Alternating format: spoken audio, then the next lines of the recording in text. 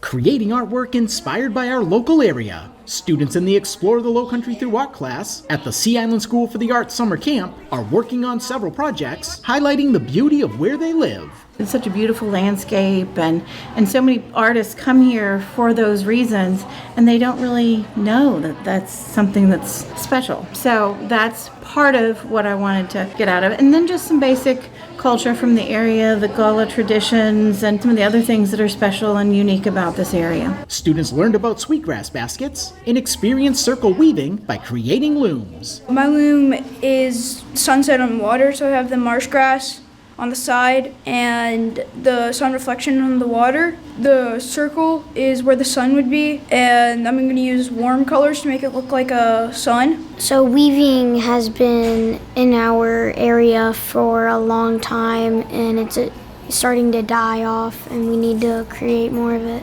Students also painted colorful landscapes, highlighting the things they love about the Lowcountry. I made a landscape of a sunset on the beach, and I had an umbrella and a beach ball, and I tried to make it really bright, and we learned about foreground, middle ground, and background, and I made the umbrella and the beach ball in the foreground, and the water in the middle ground, and the sun in the background. I made a dock going out through the water and having a beautiful sunset in the background and having a tree go over the dock and creating some shade. And I had some marsh grass on the side. About 20 students are taking the class during the 4-day camp at Beaufort High School, Ron Lopes, Beaufort County School District.